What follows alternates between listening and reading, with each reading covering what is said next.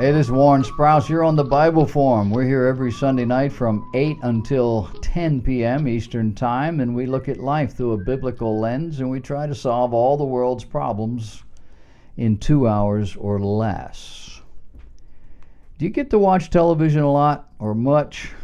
Many of us do not. I'm not a big TV watcher. I have a news program I like to watch. Not going to pay for cable. The program I want to watch I can get online. I don't need the cable. But there are a myriad of television programs that are being offered to you every day, every week, every year. The new season is upon us, and there are new TV programs that are being presented. I found 3 that I think you need to know about. One of them is on Fox. I think it just recently premiered, maybe this past week. It's called The Exorcist. The premise of The Exorcist is that Angela Rance, a woman played by Gina Davis, and I found it interesting that people speculate as to what it was brought Gina Davis out of semi-retirement, got her back into doing TV. They said she was out, she was done, boom, now she's back. And it's odd to me that you would pick a program like this. But anyway, the main character, this woman, is pretty sure her home is possessed, so she requests help from her priest, the Reverend Thomas Ortega, played by Alfonso Herrera. I have to believe, given what has been said, that this is a Roman Catholic priest. At first, Ortega isn't so quick to believe Angela, but he agrees to come over to have dinner with her family. In preparation, Ortega does some research into demonic possession and discovers that Marcus Keene, played by Ben Daniels, is a priest and an experienced exorcist. Well, it would seem that God, or Satan, works in mysterious ways. The person writing the article says. Ortega recognizes Keene from nightmares that have been haunting him. So the guy does research, comes up with this guy, finds out this is a guy that's been haunting his dreams, nightmares. The reviewer wants to know how many episodes it will take before this thing gets good. And he says the first episode starts out strong, then fluctuates between highs and lows before culminating in a strong, mind-bending final scene that both sets the tone for the rest of the season and compels you to keep watching. I wish they wouldn't use words like compel when we're talking about demon possession. The Exorcist, according to the reviewer, is pushing the limits of network suspense genre. Plenty of scary moments that don't require a special effects team. Long shots of a priest walking through his church's pitch dark basement. Close-ups of demon-possessed children. And the upshot of the whole thing is that horror fans craving a new TV series probably won't be too disappointed. Oh, the other thing he mentions is that Father Ortega is the hottest priest you'll ever see. So that's a bonus. This is the way a pseudo-religious web page promotes this particular TV program. I don't know if the reviewer works for this page. I believe that he does. But it doesn't sound like something you would get off of a religious Christian web service. But that's exactly what you've got here.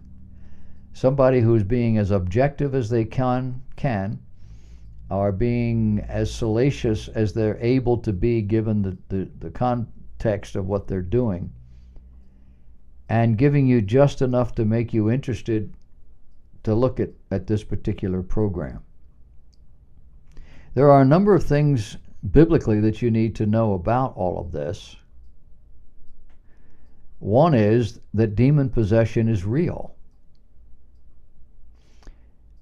A second thing is there is nothing in the Bible that tells you to exorcise demons. There is nothing in the Bible that tells you how to do it. A demon is an evil spirit who has taken up residence in a host. The indication is, from all that we know of this, plus what the Bible teaches us, that this only happens when the host invites them in. Oh, I don't mean sending them an engraved invitation, but does things on a regular basis that allows this to happen. That you have a religious type guy, a priest, coming around to perform what is a pagan ritual, exorcism, in the effort to cast out an evil spirit, is enough for anybody who calls themselves a Christian to stay as far away from it as they can get. These things, demon possession, are all about entry points, all about ways that you provide opportunity for evil spirits to have access to you. Watch the series. Get engaged. Get so you like it. Look forward to it. It's just entertainment. It's just fun. Check with me 20 years from now if you don't make some changes. Another one on the scene is something called The Good Place. This is NBC. It premiered last Monday night, I guess it would be, the 19th. And the premise here is, after an embarrassing accident, and I won't describe to you what the product was, but a grocery shopping cart, woman ran into it apparently, and it tells you what was in the shopping carts. But anyway, this woman, played by Kristen Bell, finds herself in the afterlife. You've seen the commercials. She's sitting there with this guy, and he's saying, you know, you're dead, and but you're in the good place. And my first reaction was, why don't they call it heaven? Well, they can't call it heaven because it's not. But she's welcomed by this guy. Michael is his name. Ted Danson plays the part. Giving her this good news opposed to what could have been bad news. And she is pleasantly surprised. We find out later that surprise was shock. Michael gives Eleanor a tour of her beautiful new home, introduces her to her handsome soulmate, a fellow by the name of Chitty, I don't know how they pronounce it, played by William Jackson Harper. I don't know him either. Who in real life, when he was here and not dead, was an ethics professor. You see it starting to pile up. This is a woman who knows she doesn't belong here, being teamed up with an ethics professor. Eleanor's thrilled about this new life, but there's just one tiny problem. She knows that the higher-ups made a mistake. Did you hear that? We're talking God, people. The higher-ups made a mistake. They think Eleanor is someone else, someone who deserves to be in a good place. Eleanor, as she knows full well, deserves to be in the bad place. But she's not leaving. So she decides to become a kind of person everyone thinks she is.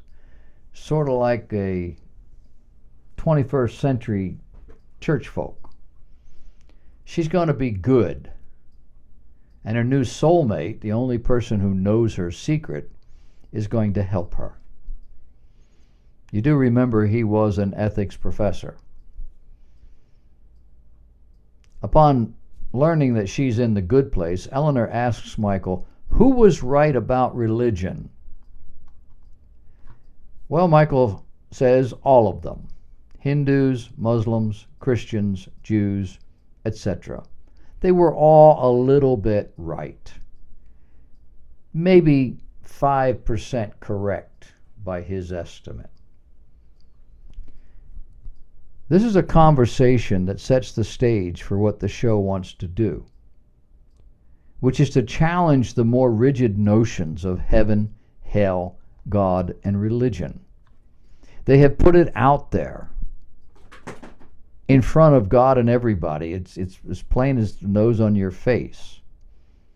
Eleanor's journey to purge herself of her old ways so she can earn her place in heaven doesn't seem to be all that different from how the Roman Catholics see purgatory. They have a purging place.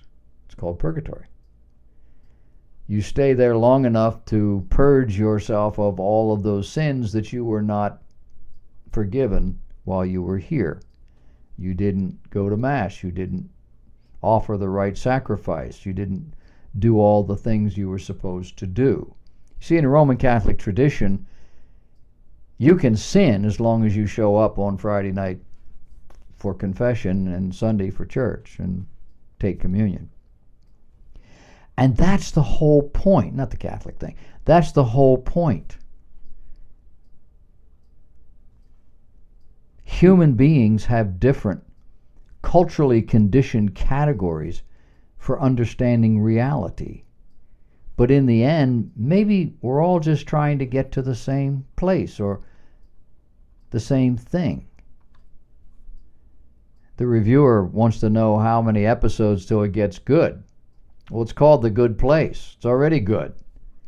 Now, how long before this becomes the best new show on TV? I give it till October. The reviewer says, Christian website, it is absolutely worth your time.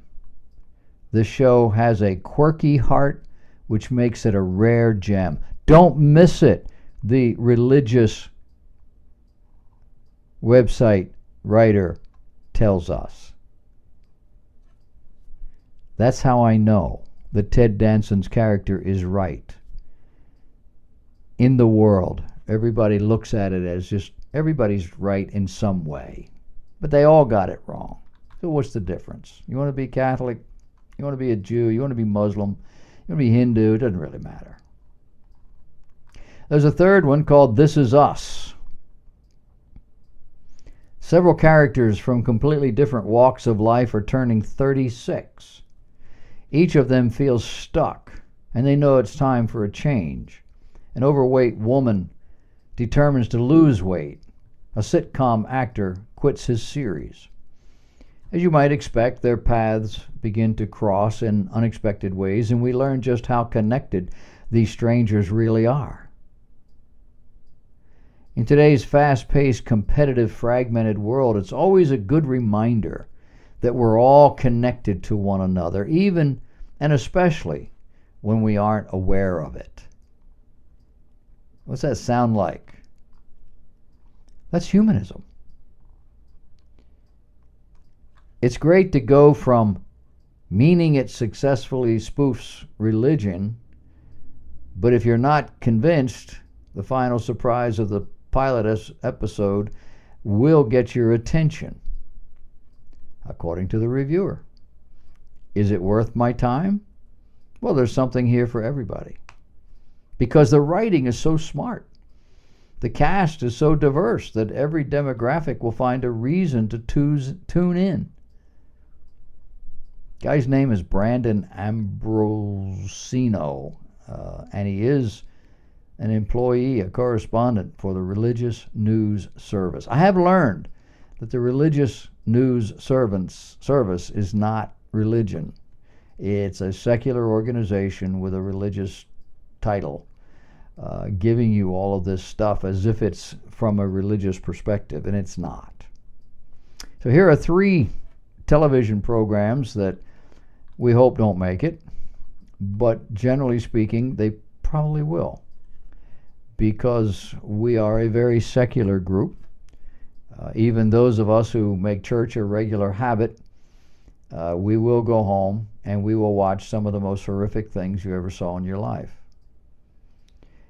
Some of us who stand in pulpits and preach as if God has called us to the ministry are home watching pornography on our computers. They even have separate counseling methods and groups and stuff for the clergy. So don't be surprised. And don't be surprised with what they put out next time around. It's only going to get worse.